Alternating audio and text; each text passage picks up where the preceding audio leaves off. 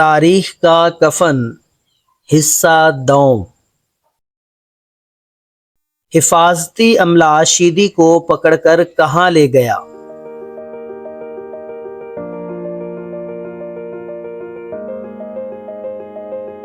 عیدگاہ سے باہر ایک علیحدہ جگہ۔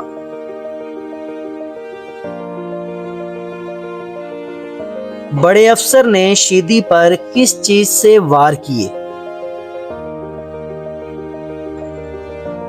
بیض کی چھڑی سے۔ تشدد کے بعد شیدی کا پورا چہرہ کیسا ہو گیا تھا؟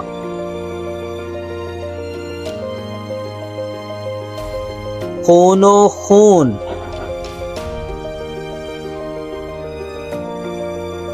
افسر شیدی سے بار بار کیا سوال کر رہا تھا؟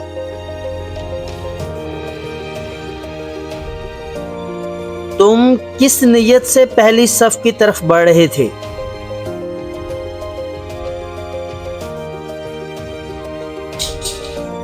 لانگ بوٹوں کی ٹھوکریں شیدی کے جسم کے کس حصے پر ماری جا رہی تھیں؟ پنڈلیوں پر۔ تشدد کے بعد شیدی کے جسم کی کیا حالت ہوئی؟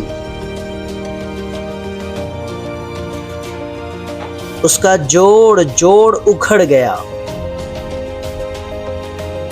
شیدی نے خون کی کلی کر کے منہ کس سے پونچھا؟ اپنی پھٹی قمیص کے بازو سے۔ شیدی نے پہلی بار افسر کو کیا جواب دیا؟ میں نماز پڑھوں گا۔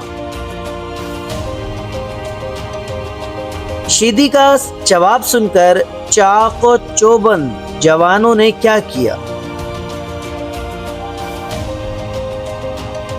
کہے لگانے لگے۔ تشدد کے دوران شیدی کی سانس کیسی ہو گئی تھی؟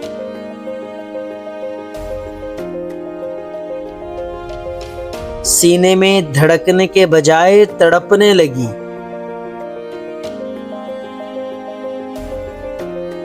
ایک تنومند نوجوان نے شیدی کو کیا کہہ کر گالی دی؟ سور کا بچہ۔ ایک موٹے تگڑے اہلکار نے تھپڑ مارتے ہوئے شیدی کو کیا کہا؟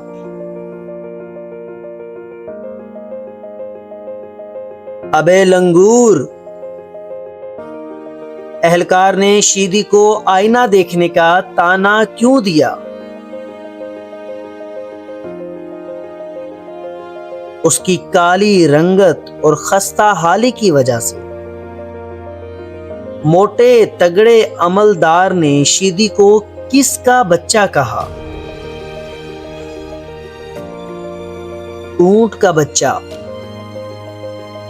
عملدار کے مطابق پہلی صف میں کون لوگ موجود تھے؟ شہر کے معزز لوگ۔ شیدی کے بارے میں حفاظتی عملے نے کیا رائے قائم کی؟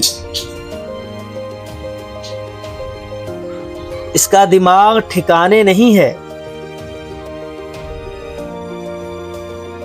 بڑے افسر نے شیدی کو کیا قرار دیا؟ بہروپیہ۔ شیدی کو ہوش میں لانے کے لیے کیا کیا گیا؟ اس کے منہ پر پانی کے چھینٹے مارے گئے۔ افسر نے شیدی کے بال کہاں سے پکڑے ہوئے تھے؟ مٹھی میں۔ شیدی نے اپنا نام تاریخی تلمیح کے طور پر کیا بتایا؟ ایاز۔ میں ایک ہی صف میں کھڑا ہو کر محمود کے ساتھ نماز پڑھوں گا۔ یہ جملہ کس شاعر کے شعر کی طرف اشارہ ہے؟ علامہ اقبال۔ علامہ اقبال کا وہ مشہور مصرع کیا ہے جس کی تلمیح اس سبق میں ہے؟ ایک ہی صف میں کھڑے ہو گئے محمود و ایاز۔ افسانہ تاریخ کا کفن میں کس معاشرتی برائی کو نشانہ بنایا گیا ہے؟ طبقاتی تقسیم اور عدم مساوات۔ فرہنگ کے مطابق لفظ نحیف و نزار کا کیا معنی ہے؟ بہت دبلا پتلا اور کمزور۔ فرش گزین ہونا سے کیا مراد ہے؟ زمین پر گر پڑنا۔ محاورہ 14 طبق روشن ہونا کا مفہوم ہے حقیقت کھل جانا، بے دم ہو جانا کا مطلب ہے نڈھال ہونا۔